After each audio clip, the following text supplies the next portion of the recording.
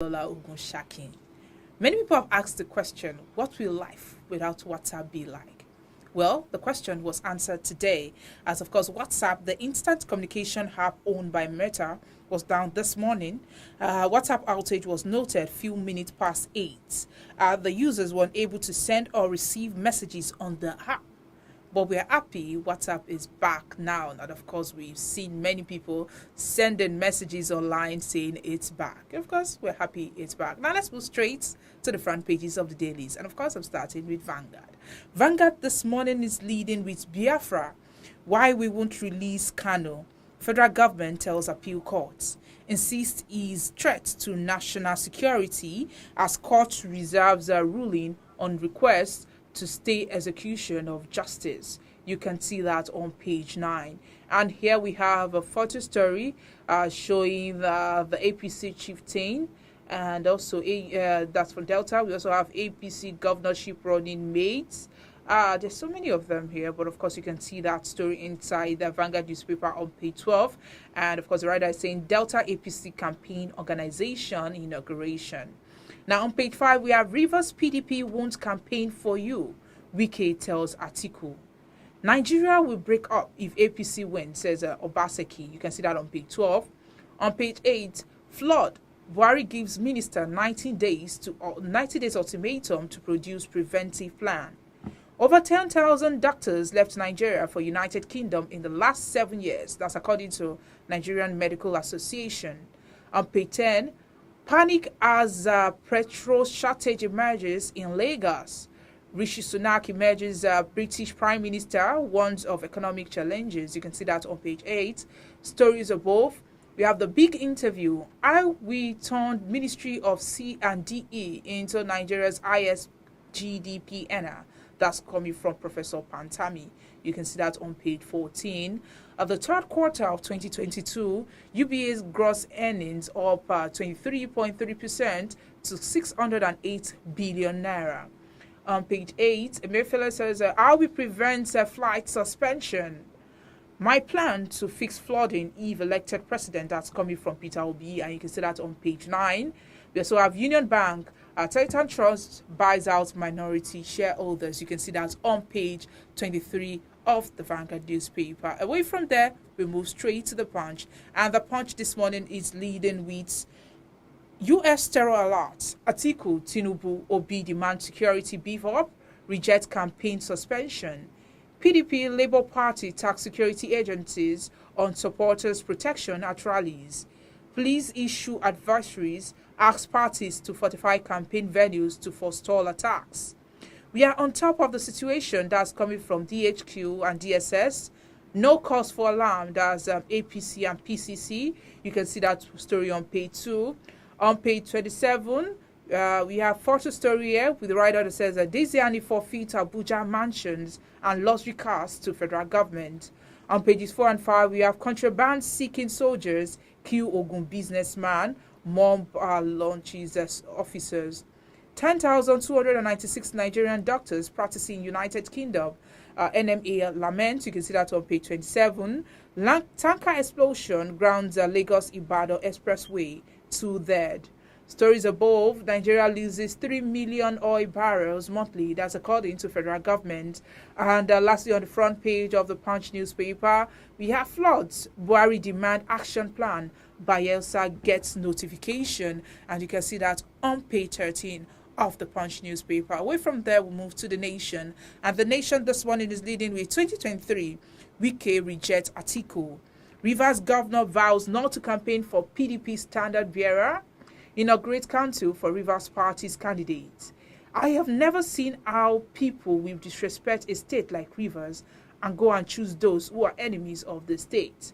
You can see the story on front page, and it continues on page 3.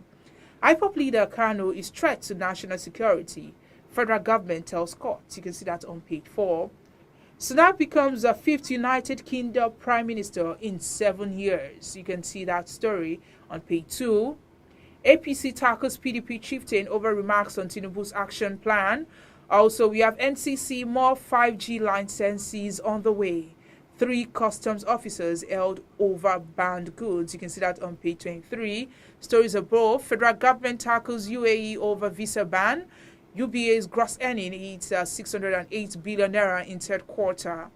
Flooding. Lagos puts Ikoyi Lekki VI residents on the alert.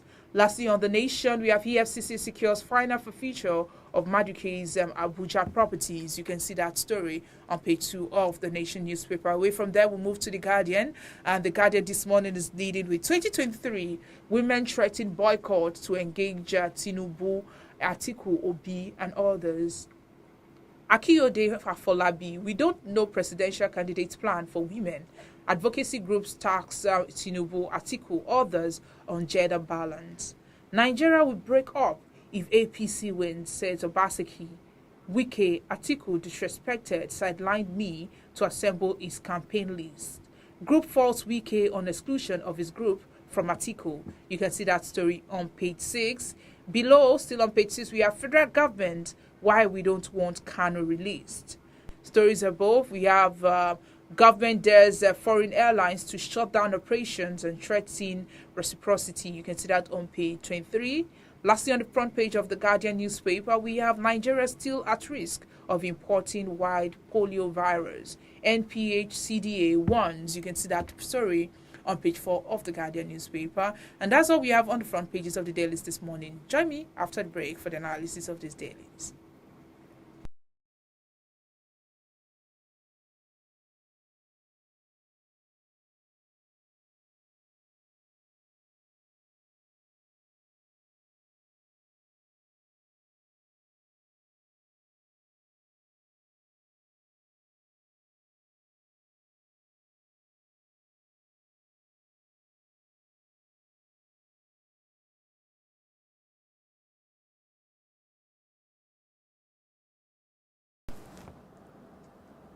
All right, welcome back. If you're just joining me, this is Today in the News on Vanguard Live. I'm Dablola Ogunshaki. The federal government yesterday adduced reasons it has not obeyed the judgment of the Court of Appeal that ordered the release of leader of the indigenous people of Biafra, IPOB, Nnamdi Kanu, from detention. Government, in a fresh affidavit filed before the Abuja division of the Court of Appeal, maintained that Kanu posed a flight risk, insisting he would escape from the country as soon as he was freed from detention. Of course, the affidavit was attached in support of an application seeking to stay the execution of the appellate court's verdict that quashed the entire 15-court terrorism charge the federal government preferred against the embattled IPOB leader. Arguing the application yesterday, an assistant state counsel in the office of the Attorney General of the Federation, Mr. David, told the courts that the case against Kanu bordered on national security. David argued that Kanu's fundamental rights should not supersede the interest of the nation. He said, relying on the decided case law in Federal Republic of Nigeria versus Asari Dukubo, the federal government argued that once a case touched on national security, the right of the individual affected took secondary place. And of course, to get more of this story, you can always get a copy of the Vanguard newspaper or visit our website. You get that story there.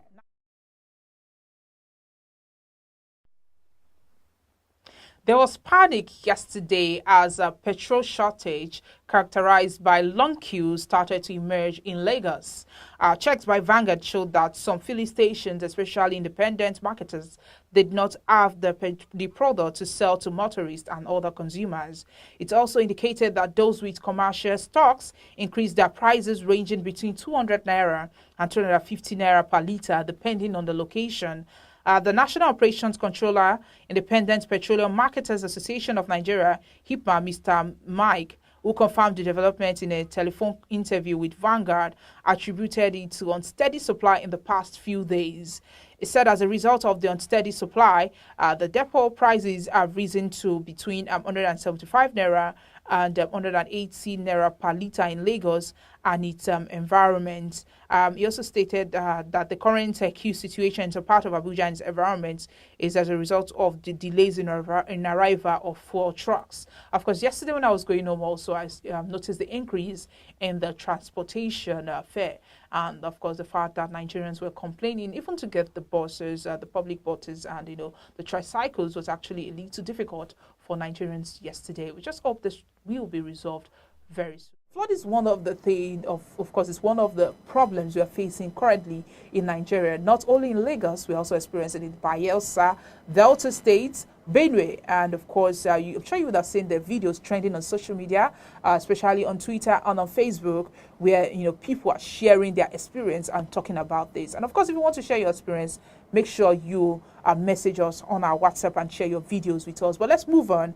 Of course, worried by these devastating effects of the flood in the country, President Muhammadu Buhari directed the Minister of Water Resources to lead and coordinate with the Ministries of Environment and Transportation, as well as state government, to develop a comprehensive plan of action for flood disaster preventing in Nigeria.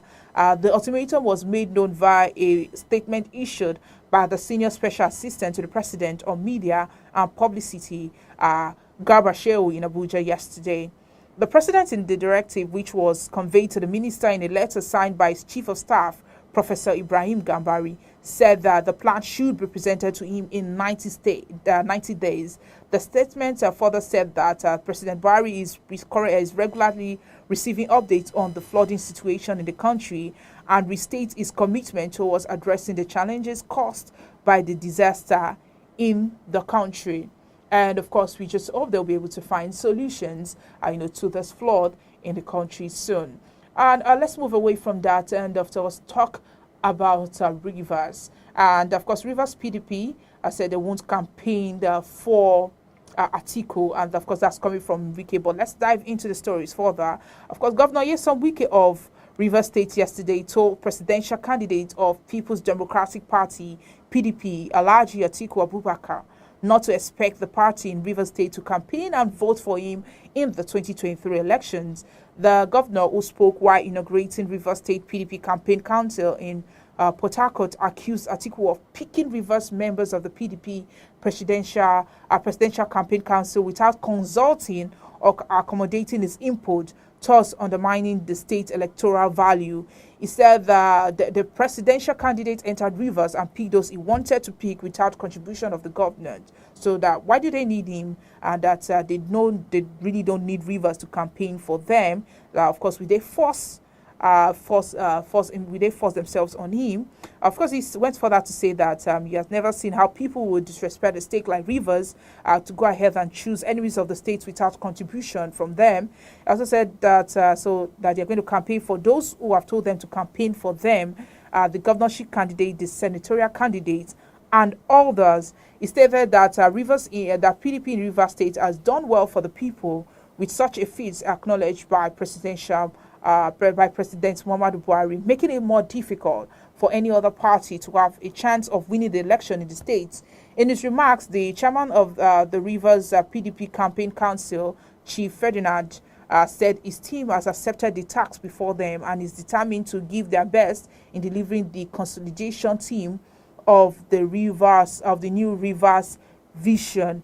And meanwhile, despite his decision and that of his allies to shun PDP campaigns, the party and the presidential candidates will not sanction Governor Wike for engaging in anti-party activities. That's what Vanguard has learned. And a source who spoke with Vanguard in confidence said both the PDP and Atiku has moved on with their campaigns. The source also insisted that the party will not beg Rivers Governor or his allies to join the train. And of course, to get more and in-depth knowledge on this story, make sure you visit our website to get the story. And of course, that's all we have for you on Today in the News. But of course, before we move on, let's just take a look at Mr. and Mrs. And the first person speaking today is Mrs. She says, Cynthia, okay, it's Mr. It says, Cynthia, what kind of soup is this? It looks like the Red Sea. And Mr. replied, that shouldn't be a problem. After all, your name is Moses. Moses and the Red Sea. Just look at this couple, Mr. and Mrs. They will always have something to say. My name have to draw the curtain. Now, to get more of our top stories, you can follow us on all our social media platforms, showing our TikTok. Our WhatsApp number is also displayed.